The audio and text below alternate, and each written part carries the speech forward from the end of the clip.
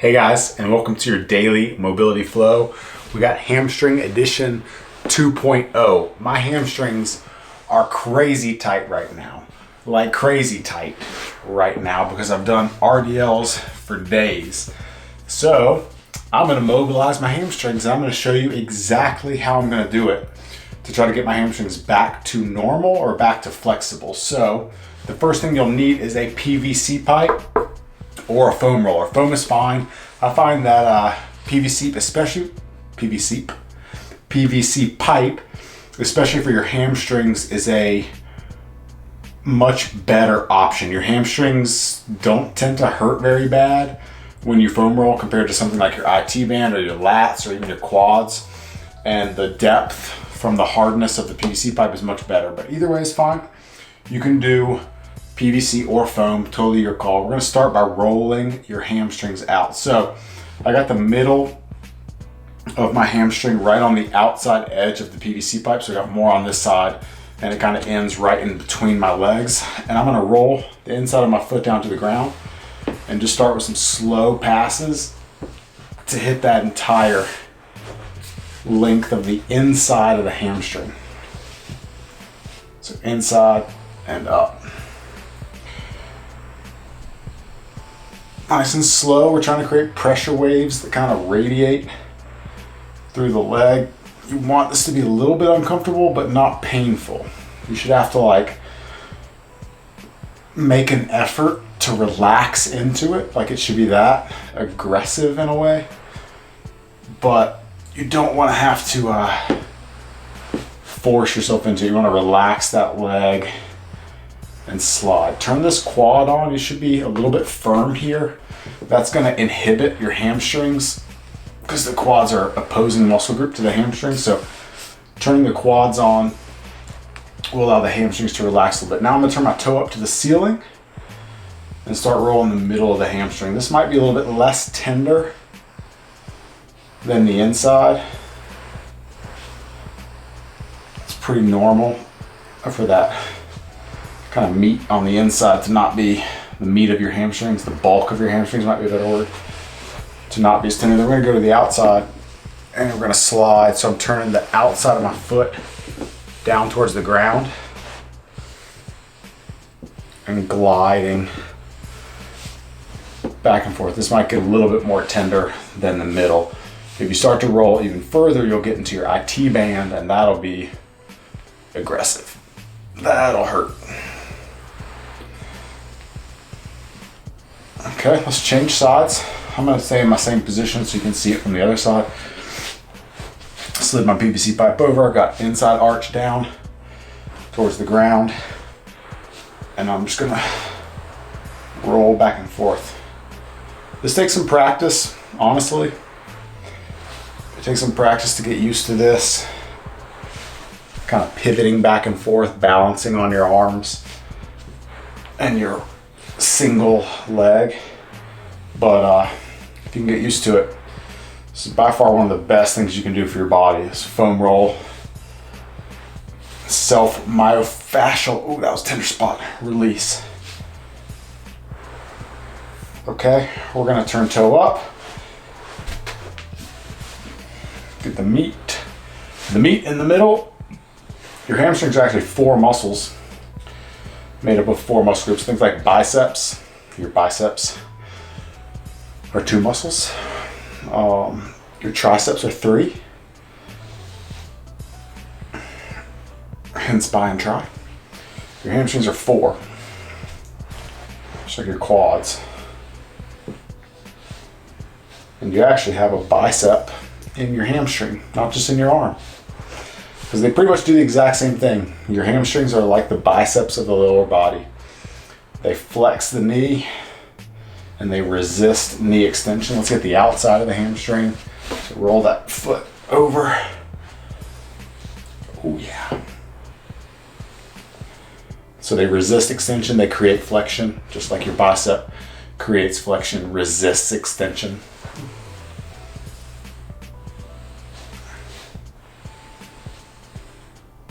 All right, that is your rolling to start. So you can put your PVC pipe or your foam roller out of the way, and we're gonna lay down and we're gonna floss for a second.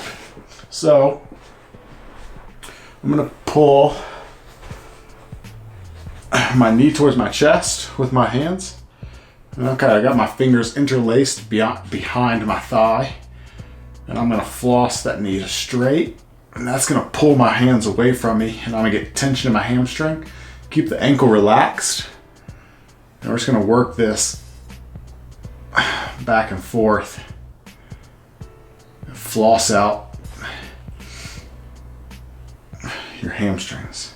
Okay, if you add too much dorsiflexion here at the top, so pulling your toes towards your shin, you'll create a calf stretch, which is fine, but it's not the goal today. We're not trying to mobilize the calves right now. We're focused on the hamstrings. Squeeze those quads. If you're burning here, that's not weird, it's normal. We're gonna switch sides, because you're using your quads to extend the knee. And again, since hamstrings are knee flexors, when I force the knee open, they stretch. And because they cross the hip joint as well, by adding in this hip flexion on this side, so my hip, thigh to torso is bent, I'm putting them in a longer position already, and then extending the knee, I'm putting them on tension basically. It's just anatomy. That's it. All right. Let's go back to the first leg. Got like 3 to 5 really good reps in here. Little pause at the top.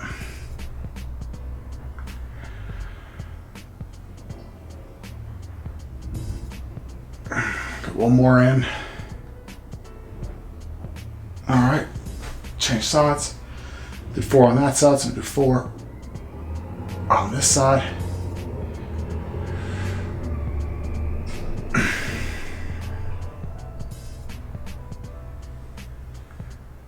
One more. Good. All right, we're gonna hit some like hurdler stretch, sprinter stretch. Depends on who you are and what you call it. There's actually different ways to do this, but we're gonna alternate back and forth. So I got one foot tucked in, other foot straight out. And I'm gonna get a little lean in.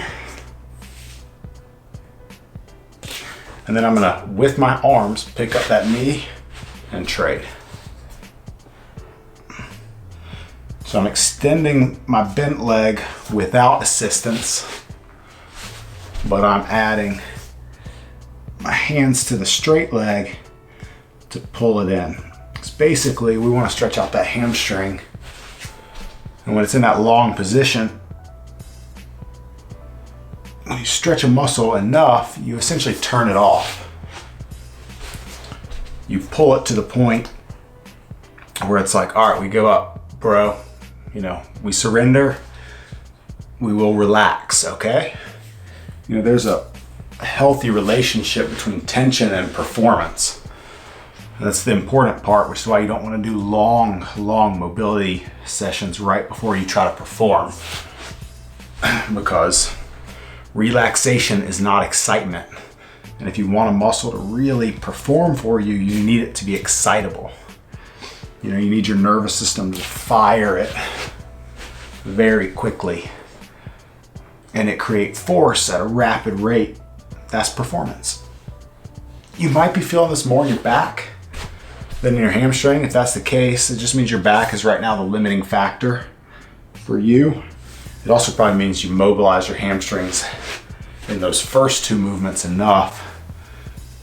In those first 2 movements to create your back.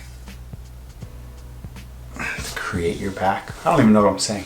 To put your back in a position to be the limiting factor, which is not a bad place to be. There's nothing wrong with that. When the goal today is to mobilize the hamstrings. There's plenty of low back stability and mobility videos we can follow along later. All right, let's wrap it up. Let's get one more in. Not really sure where I started, and then we're gonna pop up to your feet. Spin move. and up.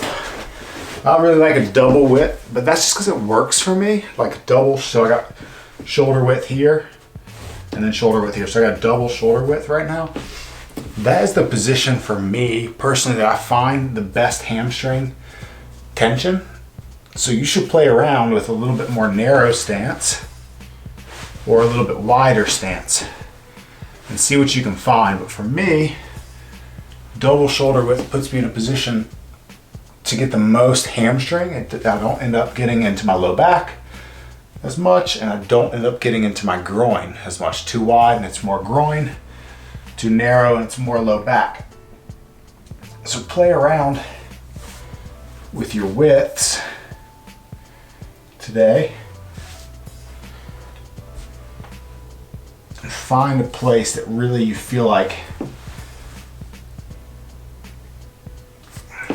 stretches out your hamstrings the best. And we're kind of isolating side to side, walking over, left hamstring, walking over, right hamstring. And then we're going to start pivoting now. So I'm actually going to roll out to the side and get a little bit of bonus hamstring here. Walk it around to the other side, and I'm going to floss that knee in and out. And we'll walk back and forth.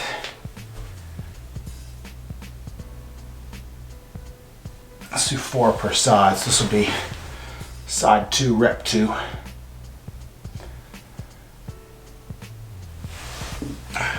Side 1, rep 3.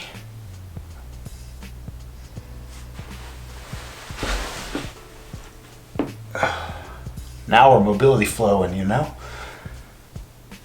All right, one more.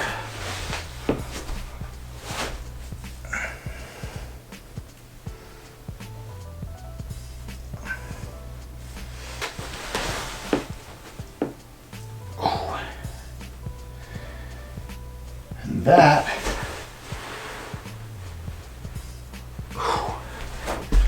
is your daily mobility flow. Hamstrings 2.0. I'll tell you what, you can tell already that worked for me. My hamstrings feel so much better already, and my low back a little bit. Honestly, your hamstrings play a big role in low back health in the long run as well because of how they manipulate the hips. Your hamstrings can manipulate you into a posterior or anterior pelvic tilt. So they adjust what happens at the hips, which is why you need your hips to be in the correct positions to stretch them to begin with. But that's a different topic, different day. But anyways, that's your mobility flow. If you're still listening to me talk, I love you. You're my favorite. And you should leave me a comment and say what's up. And if you need a certain type of stretch, certain, joint or muscle or whatever else, leave it in the comments. And I promise I will make videos just for you. And everybody else can watch them too. So thanks for being here. I appreciate you. And I'll talk to you guys later. Bye.